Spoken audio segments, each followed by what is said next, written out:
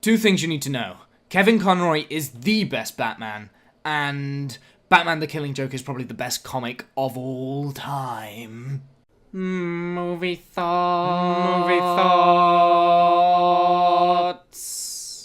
Batman the Killing Joke is a straight-to-DVD, straight-to-digital release of the 1989 graphic novel wrote by Alan Moore, and is personally my favourite graphic novel of all time. It was one of my first graphic novels I got into, and wow. In fact, it is the graphic novel I say, hey, you want to get into comics? Go read The Killing Joke. You like Batman? Go read The Killing Joke. You like the Joker? Go read The Killing Joke. Literally anything, go read The Killing Joke. Just read it. But now there is an animated version of this, and it's something I knew it was happening, but it wasn't until really recently that I thought, I really need to watch this. I didn't realize that it had been released in April.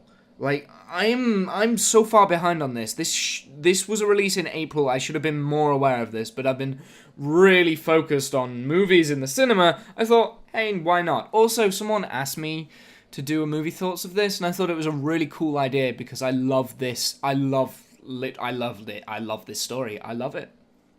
So it's going to be slightly different. I'm not going to go too much into the story because I already knew. I'm not going to say why the story is good or anything like that. I already know why that is good. I already knew the story coming into it. I will mention some things that they have changed or added into the film, but we'll leave it at that. So first off the bat, I want to say Kevin Conroy coming back as Batman is, every time.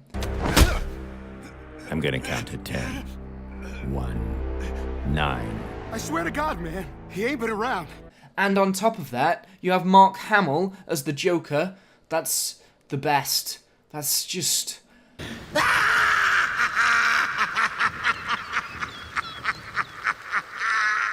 It's just the best.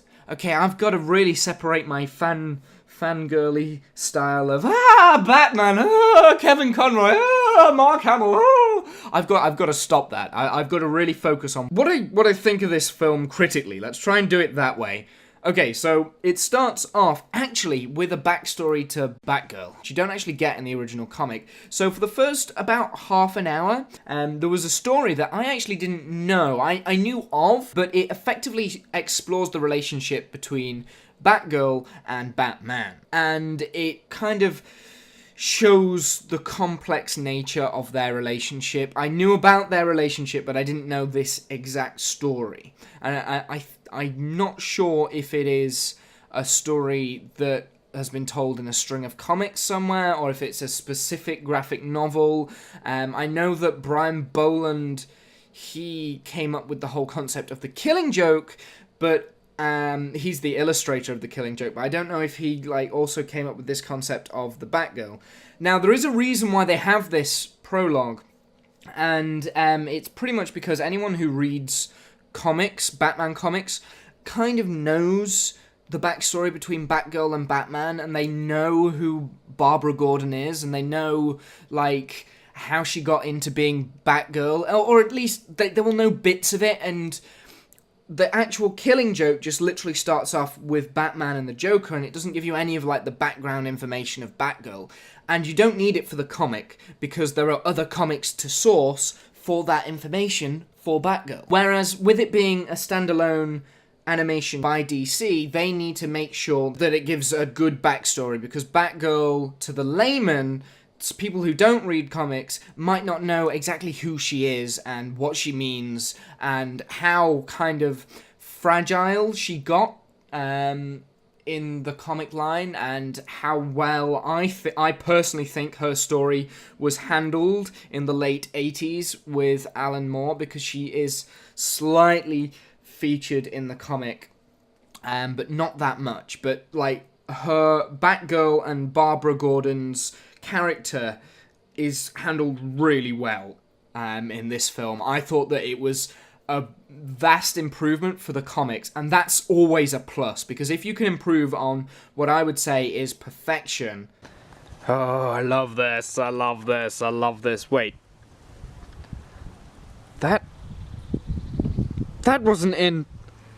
That wasn't in the film. Dun dun dun.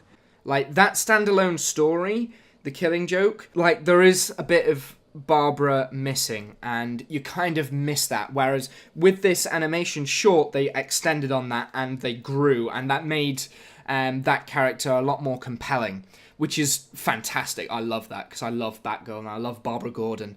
I want to talk about, like, the performances of Kevin Conroy and Mark Hamill. Now, Kevin Conroy, just perfect. He threw it out the park, as usual. He's just Batman for me. I grew up with the animated series. He's been Batman since, like, 92. It's like, come on. Like, there is no other Batman. I don't care about your Christian Bales, like, Ben Affleck's, or even Michael Keaton. I don't care about them. He has the perfect personification of Bruce and Batman, and Kevin Conroy is just awesome. Now, the thing is, I was actually worried when I heard about this, because Kevin Conroy I've heard rumours that he's been saying that he's getting too old for Batman. He can't do Batman anymore. And I know he didn't do one of the later video games. He just played Batman's father, which kind of makes sense. Like, he's getting a bit old now. And I thought the same would be with Mark Hamill. That he's getting quite a bit old now. Can he still do that voice? And I was a little bit concerned with Mark Hamill's portrayal of the Joker in, like, for the first 2 seconds. And then after that, I was in it. It's the Joker, and it's like, wow. It's how I've always envisioned reading the Joker's lines is exactly how Mark Hamill did it. It was, like, perfect. Everything about that was perfect. Like, casting and voice acting was just perfect, and the direction of the voice actors is just perfect. Like, animation, you can't really do too much with that, because they followed the panels of the comic fairly closely. I mean, there were little bits that were added in, and the first half an hour is completely new for me. But there are also, like, little pieces of filler, because The Killing Joke's actually quite a short graphic novel. It's not actually that long, and the story, it takes me like half an hour to read, and I've read it so many times.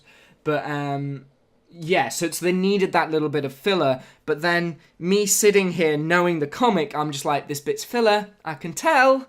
So I don't know if that's me or if that's kind of obvious. I can't make that judgment, unfortunately, because I know this story too well, which is kind of why I try and avoid movie thoughts with things that I already know. Yeah, there's one final thing that I want to say about this. The score is perfect.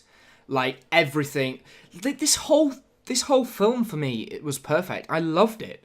Like, even the intro bit. And I was, like, I think it's not, like, the story isn't as good with the intro. The first half an hour, the story's not quite there. You can kind of tell it's not Alan Moore.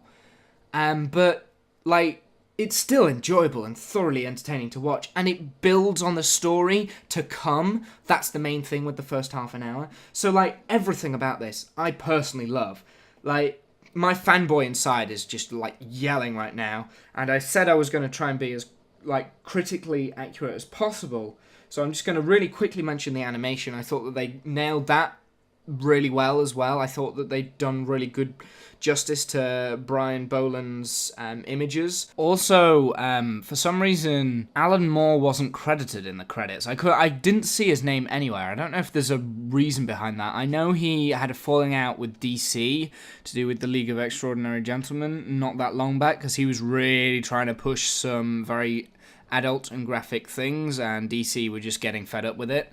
So I don't know if there's something there, but hey, I thought I'd just add that on as well. So yeah, I think that's just a really great. It's just a really good home video just to watch in. Like, if you've got an hour and 20 minutes to burn, which is essentially what I did today, I just watched it and I was like, yes, yes, yes, Batman. Anyway, I'm gonna give this a 10 out of 10.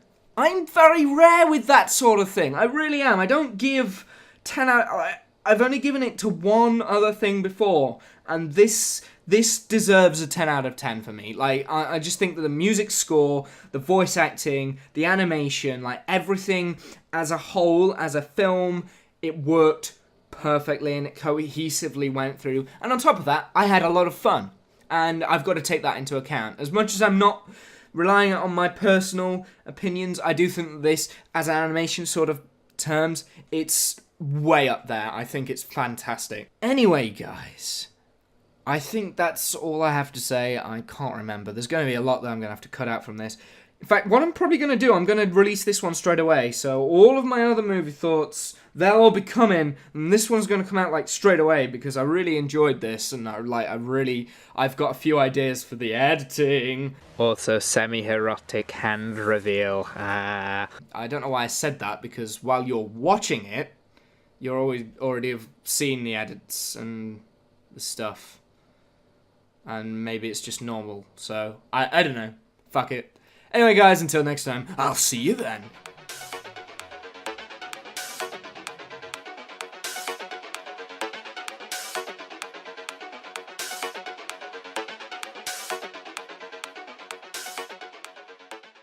Why is that now my tagline? See you then isn't my tagline. It's until next time. That's what I always put at the end of my videos. God damn it.